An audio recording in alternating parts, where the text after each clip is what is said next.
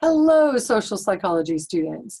So the purpose of this video is to talk about affect and cognitions. Affect are our feelings or our emotions. Cognitions are our thoughts. So it's talking about our thoughts and feelings and how they're connected. It's best to watch this video after the class lecture in which I talk about social cognition. For the Wednesday class, that will happen on September 9th. For the Monday class, it'll happen the Monday after Labor Day, so it'll be Monday, September 14th. Of course, you can watch this earlier than that, but the way it's designed is to be watched after that lecture. Okay, and so to begin with, I'm going to call up the share screen so we can look at the theories of emotion. So there are 3 theories of emotion that we're going to talk about. These theories all talk about emotion that we experience immediately. When this is not like, oh, how do you feel 5 weeks from now. These are initial quick emotions. And all 3 theories, anyone who's a psychology major would be expected to know them. You were introduced to them when you took general psychology. So these are things you really are expected to know. So the first theory was by Cannon and Bard. And what they said is that when we're exposed to emotion-provoking events or stimuli, the example that's used in all of the textbooks, because I think it was used in their article, is you're walking through the forest and all of a sudden you see a bear. So there's your emotion-provoking event or stimuli. You see a bear. What's going to happen? According to Cannon and Bard, you're going to start running in the other direction. Your palms are going to sweat. Your mouth is going to go dry. Your heart's going to beat like crazy, and you're going to be running as fast as can be. And at the same time, according to Cannon and Bard, at the same time, you're going to go, I'm scared. I'm scared. Oh my goodness, I'm scared. So Cannon and Bard say that we're going to have immediately after being exposed to the emotion-provoking events or stimuli, we're going to quickly experience both the physiological signs of emotion, so that's the running and the palms sweating and the mouth going dry and the heart beating really fast and the running, and our feelings that we label as fear, in this case fear. Okay, they happen at the exact same time. So Cannon Bard says the physiological response and the emotional response happen at the same time. Now, James and Lang were 2 separate researchers, one in the United States, one in Europe, and they said at the same time, so they're both given credit for it, they never actually worked together. They came up with a theory that said, no. In Cannon Bard, these don't happen at the same time. They basically said, in order for us to survive, we would need to have that physiological response immediately. But then the emotional response only comes from our awareness of our physiological response. So James and Lang would say, when we're exposed to the emotion-provoking event or stimuli, the bear in the forest, we immediately experience the physiological signs of our emotions. So we're running, our heart's racing, our mouth is going dry, our palms are sweating. And our awareness that we're running and all this is happening, we go, whoa, I'm afraid. Okay? So first we have the physiological response, and then we have the emotional response. That's James Lang theory. Now, Schachter was the next theorist that came along, and Schachter says, wait a second, James and Lang, that can't be really right, because for James Lang theory to work, almost every physiological response would have to map one-on-one with an emotion. So if you're running and your heart is beating and your mouth is dry and your palms are sweating, it would have to indicate fear. But all of those same things could happen if you're running in a race and your emotion isn't fear as much as excitement, like you might win. If I notice that I'm crying, it might be that I'm watching a movie that's very sad. It might be that I'm watching a part of a movie that's very touching. Some of my friends joke that my spirituality is in my tear ducts. If I feel an encounter with God, it seems like I end up crying. So crying doesn't mean I'm sad. Crying doesn't mean I'm joyful. Crying doesn't necessarily mean I'm having some kind of an intense spiritual experience. It could mean any of those things. So how could James Lang theory be correct? So Schachter comes up with the two-factor theory of emotion. And when you find out what that second factor is, you'll see why we talk about it under affect and cognition. Schachter says that when we're exposed to that emotion-provoking event or stimuli, we're walking through the forest and there's the bear, we immediately experience the physiological signs of the emotion. We're going to start running, our heartbeat, palms are sweating. He said that leads us to search. We are going to do a cognitive search. We're going to think a cognitive search in the environment for what could be causing this physiological response. And whatever we attribute, think about attribution theory, whatever we attribute the cause to, that's going to determine the feelings that we're going to have. So we see the bear, we start running, our palms are sweating, our mouth is dry, our heart is beating like crazy. That leads to a search. Why is this going on? We see the bear, we go, I'm afraid, I'm afraid. I see that I'm running in a race. I'm excited, I'm excited. And so Schachter's two-factor theory of emotion says, first we have the physiological response. That leads to a cognitive search for the reason why. Whatever we determine that cause to be, that's going to lead to our emotional response. And this can lead sometimes to what we call misattributions. Sometimes the cause that we come up with isn't real. We've got the wrong cause, but it doesn't matter. Our emotions are going to be in line with whatever we think the cause is. So there's a very famous experiment done by Dutton and Aaron in British Columbia. And it was done in a beautiful, sort of like the Grand Canyon, a beautiful natural huge park. And they did part of the experiment as men would walk across a bridge, one of those really scary rope bridges that has panels on the bottom and ropes. And if you're walking on it, it's swaying because it's high up above a deep gorge, and you're kind of walking and holding this, rope bridge. And in the middle of the bridge, there was a female experimenter, Confederate. And the experimenter would say to you, would you mind volunteering in an experiment? And some of the people said, sure. And then she'd say, okay, I'm going to show you a picture. Can I tape record you as you give us some information about this picture? And it was really the TAT, the thematic apperception test.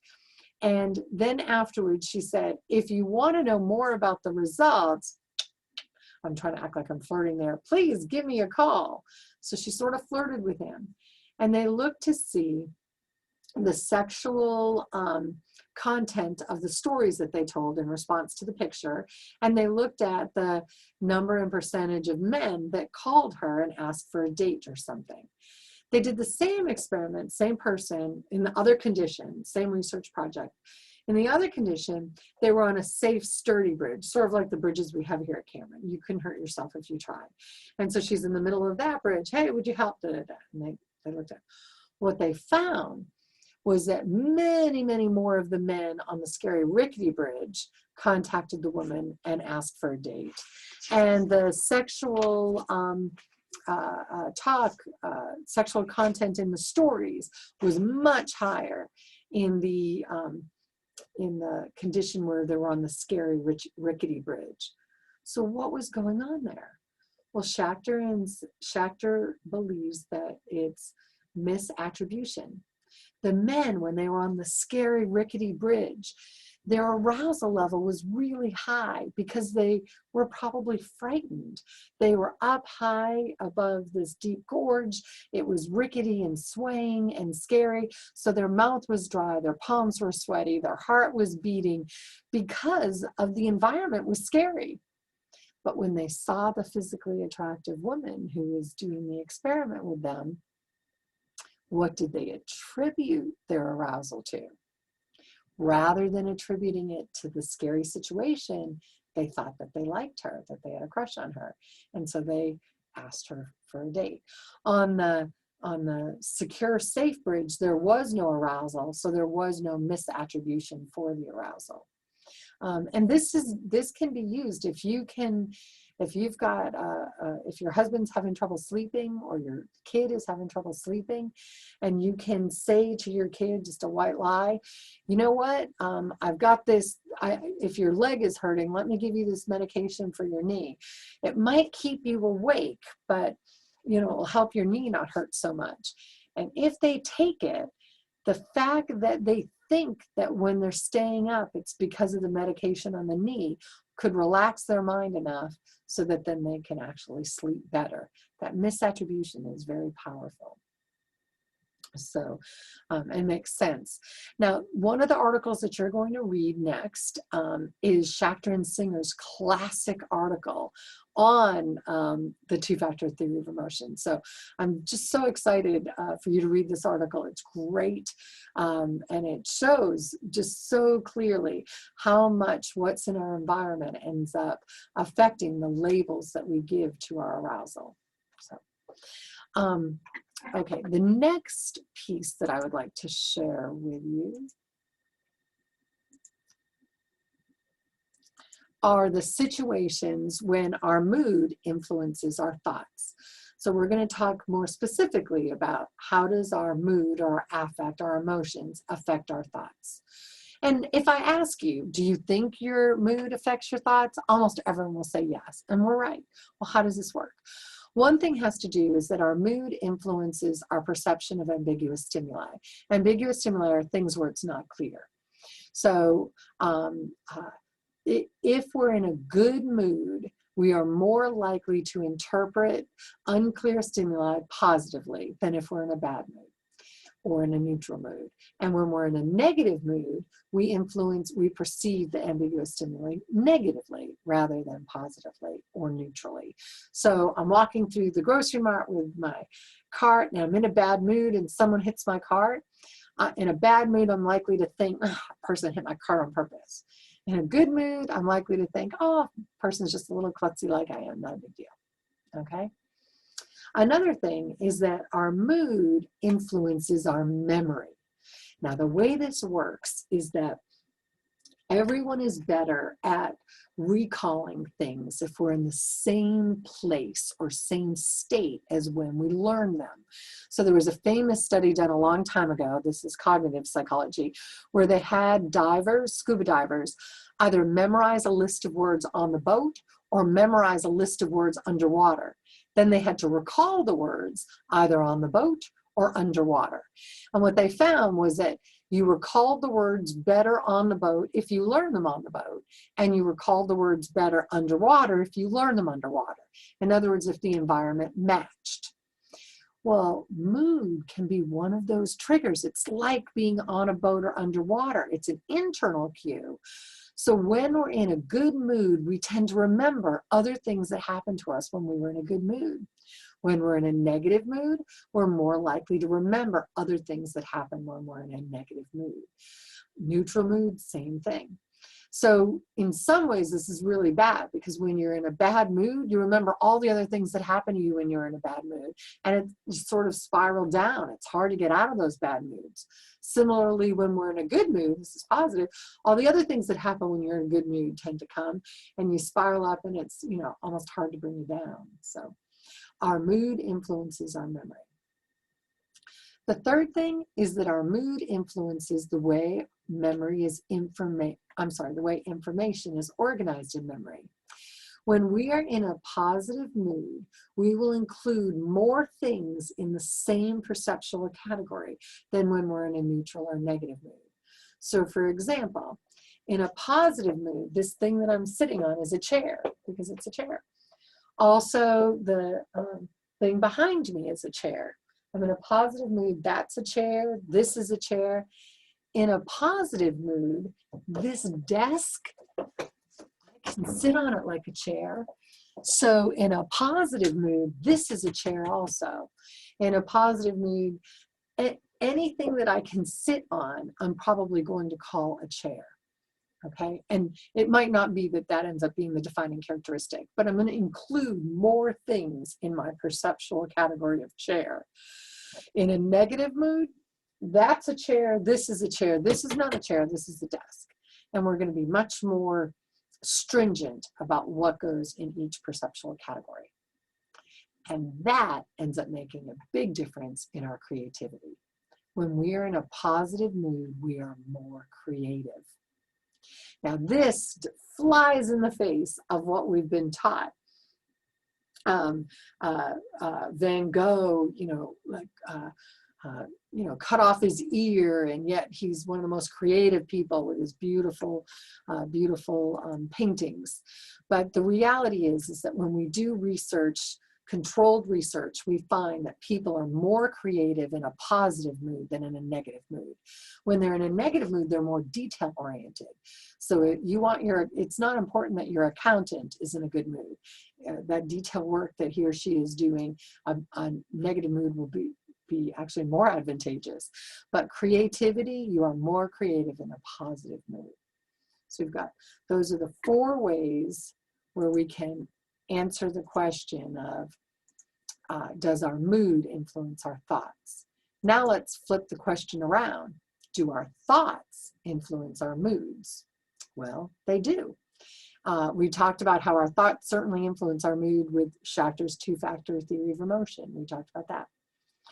Also, one type of thought we have are called schemas. So schemas are ways that they're organizations in our mind. So we have a schema for doing laundry. We have a schema for taking a college class. We have a schema for being a female. We have schemas for almost everything that we come in contact with. And certain schemas involve a strong emotional component. So our schema for a funeral usually involves crying or sadness, grief at least. Our schema for eating out with friends is usually going to include happy feelings and how fun it is. So our schemas can include triggers for our mood, and a schema is just a thought. Okay, and schemas are very important. One type of schema is a script.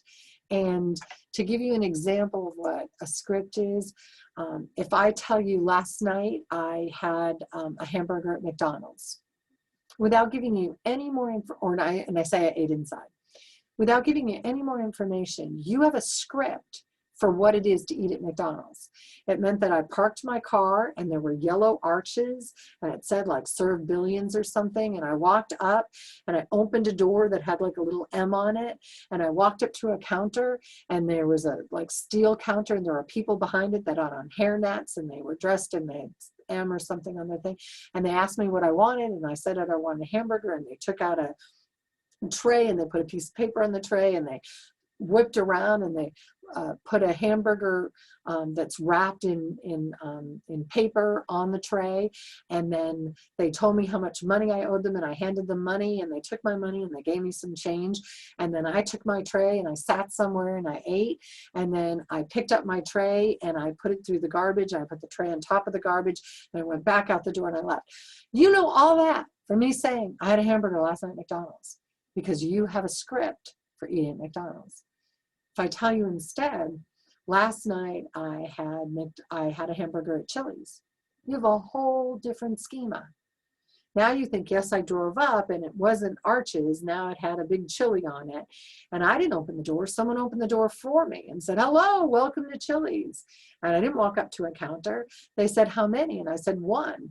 And then they followed me and they sat down with me and they handed me a menu, and I had to wait. And then someone came and they sat down with me and they're really friendly and nice and acted as though they want to be my friend. I said, I want a hamburger. And then about 10 minutes later, they brought me a hamburger and I ate, and then they brought me a check and I gave them my credit card, and then they came back and they were very friendly and super nice, and I filled that out and I got to leave all my trash there, didn't have to pick anything up, and I walked out. You know, a whole different scenario happened because we share a script for what it is to eat at a Chili's and what it is to eat at a McDonald's.